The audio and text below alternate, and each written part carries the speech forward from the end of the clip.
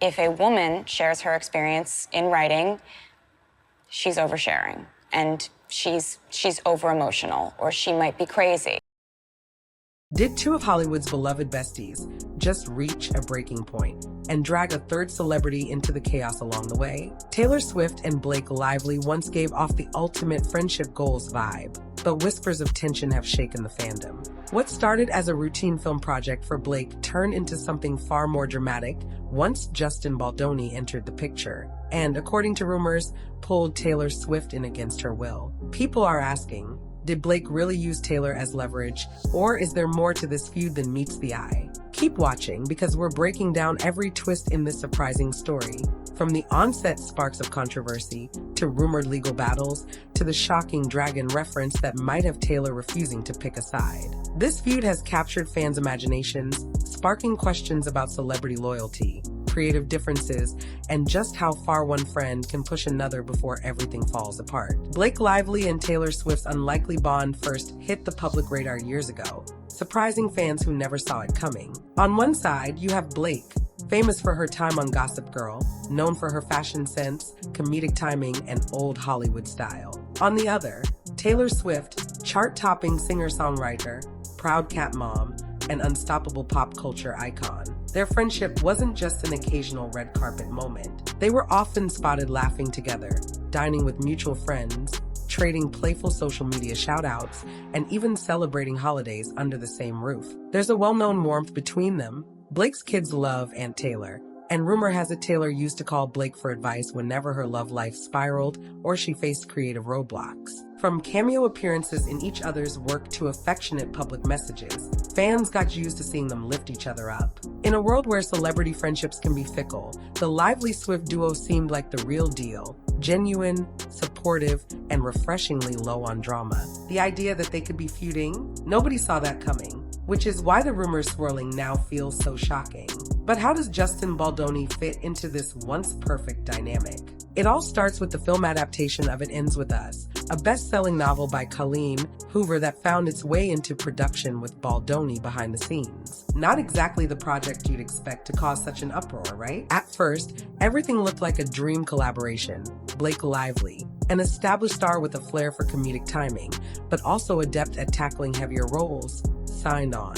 Justin Baldoni, best known for his role in Jane the Virgin and some inspiring philanthropic work, was set to produce and direct. The book's fans were beyond excited, especially with that star-studded casting. But once filming began, rumors started to trickle out about behind-the-scenes friction. Some reported creative differences between Blake and Justin. Others pointed to a bigger issue, hinting that the tension rose not just from the normal hustle of filmmaking, but from something more personal. Online chatter suggested that both had strong ideas about how to portray certain characters, particularly the male lead's darker aspects. Blake was rumored to prefer a more romantic, comedic angle, while Justin took the story's heavier themes, like domestic conflict, very seriously. Suddenly, fans couldn't help but notice that Blake and Justin didn't follow each other on social media anymore. Eager onlookers read every gesture for clues. Did they pose together in group photos? Did they share the same behind-the-scenes stories? The ongoing curiosity painted a picture of mounting hostilities,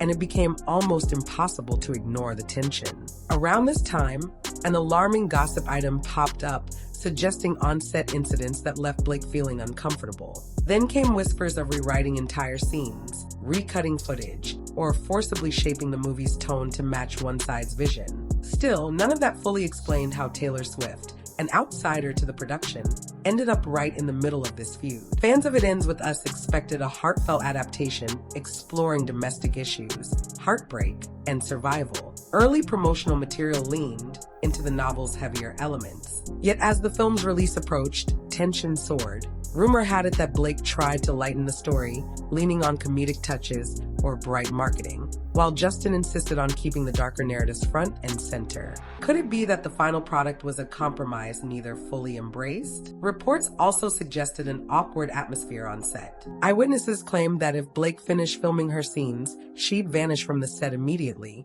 as if trying to dodge interaction with her director. Meanwhile, Justin gave interviews praising the story's realism and exploring the effect of traumatic experiences. The two public personas were drastically different. where Blake told fans, "Wear florals, bring your friends, it's a rom-com but with some serious undertones." Justin hammered home the importance of shining a light on domestic violence and providing a resource for those who might see themselves in the story. The speculation reached a fever pitch when unverified leaks claimed that a major confrontation happened at the film's premiere. Some said Justin and his team felt shunned, relegated to side events instead of the main after-party. Others insisted that was a misunderstanding, but the damage was done. If there's one thing the internet loves, it's a behind-the-scenes meltdown that no one wants to talk about publicly. Then came the lawsuits. In a move that stunned fans, Blake Lively allegedly filed legal documents painting Baldoni as controlling and retaliatory. Baldoni, in turn, countersued with a staggering claim,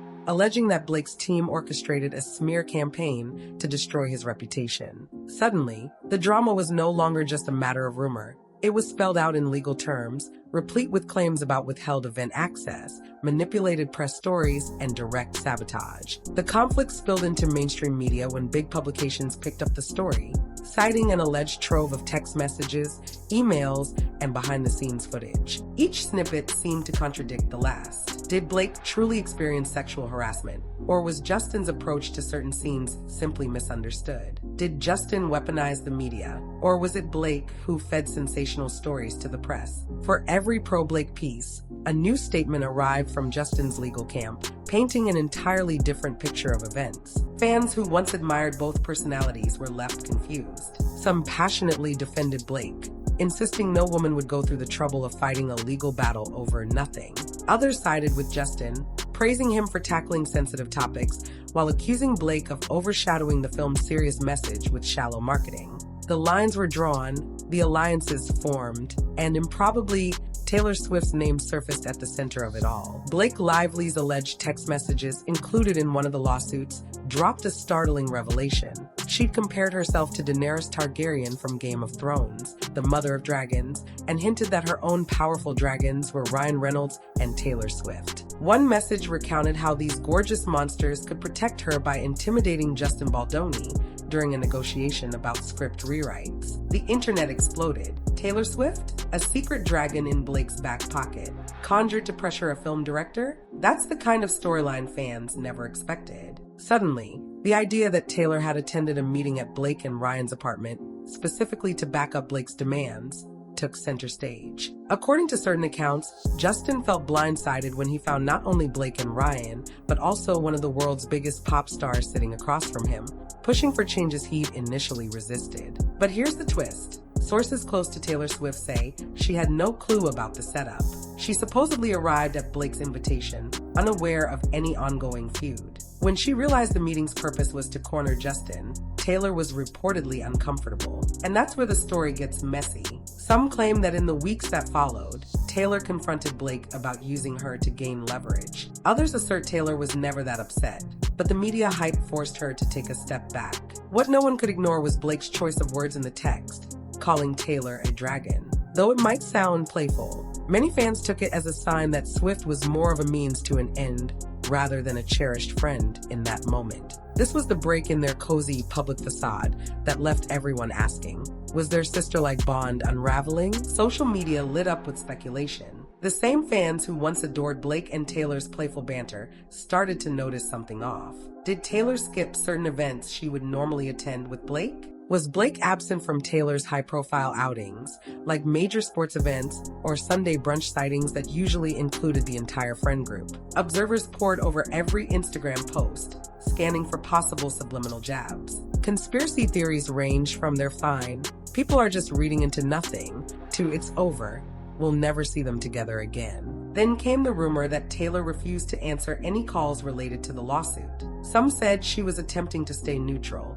not wanting to incriminate herself if subpoenaed. Others claimed she was furious at being labeled a fierce dragon, especially as she tries to maintain a squeaky clean brand image. After all, Swift's fanbase is known for its loyalty. The last thing she wants is to be portrayed as an enforcer in a personal vendetta. Yet, ironically, parts of the internet champion the idea of Taylor as an unstoppable, dragon-like presence, celebrating the power dynamic shift in Hollywood. The problem is that was never Swift's intention, if we believe the accounts from insiders close to her. The singer's priorities revolve around her music, her tours, and her new creative endeavors, with minimal interest in overshadowing a behind-the-scenes film feud. Meanwhile, even some of Blake's close friends stepped into the fray, either subtly backing her claims or urging fans not to jump to conclusions. Hollywood is no stranger to feuds, but rarely does it get this convoluted, with hush-hush lawsuits, leaked text messages, and a pop superstar inadvertently roped into the crossfire. As depositions loomed, more leaks surfaced. Alleged voice memos from Justin Baldoni displayed him apologizing for any discomfort caused, acknowledging he can be flawed and impulsive, promising to do better. Blake's side countered with claims of intimidation. Baldoni's camp went public with behind-the-scenes footage to argue that the scenes were entirely consensual and within normal industry practice. Blake's lawyers called that very footage damning, insisting it supported her original argument. While the two battled it out, Taylor Swift found herself in a precarious position. If the court demanded her testimony, how would she respond? There's no official confirmation she ever gave a deposition. However, whispers began that she was asked to keep her schedule open, just in case. Unsurprisingly, Swift was nowhere to be seen around Blake, leading many to wonder if their once glowing relationship had been frozen by legal drama. Another clue, the Super Bowl. When Taylor made a splash by showing up, many wondered if Blake, famously married to Ryan Reynolds, who's equally famous for his comedic takes at big events, would appear next to her. But apparently they arrived separately,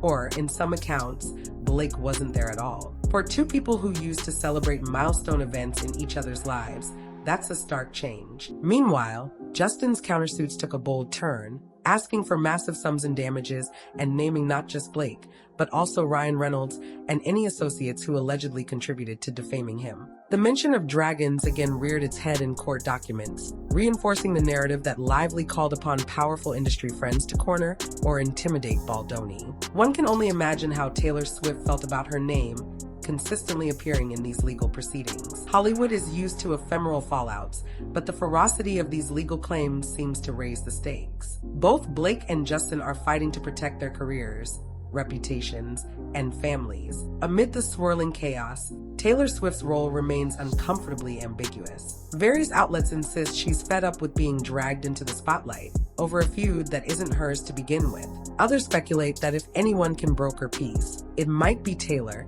given her track record of bridging divides once cooler heads prevail. Fans of the Blake-Taylor alliance hope they'll patch things up, especially since the two have shared so many personal milestones. Skeptics aren't so sure. They point to the lawsuit's explosive allegations and how personal the barbs have become. Some even wonder if Taylor is quietly cutting ties with Blake and Ryan, not out of spite, but to maintain her own sanity and brand image. After all, to be labeled a dragon in a legal fiasco is about as far from the sweet, relatable pop star persona as one can get. Still, the question remains, is there a chance the two friends can quietly resolve this behind closed doors? Celebrities have revived friendships from more dire circumstances. Public feuds have turned into private apologies and carefully staged reconciliations. There's a world where Taylor acknowledges Blake's situation, offers sympathy without endorsing lawsuits, and helps her friend regroup in a less adversarial way. But for now, the drama rages on. The legal machinery keeps churning,